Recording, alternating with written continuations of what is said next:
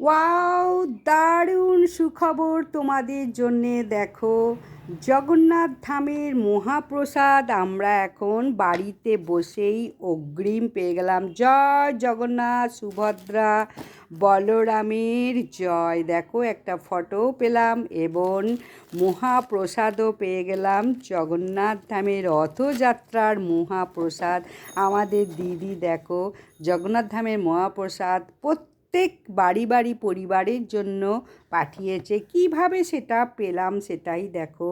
তোমরা যে যার রেশন দোকানে যাও, রেশন দোকানে গিয়ে কার্ড এবং ফোন নাম্বার দিয়ে এসো। তোমাদের পরিবারে এক এক পরিবারের জন্য এক একটা জগন্নাথ ধাম রথযাত্রার মহাপ্রসাদ পেয়ে যাবে।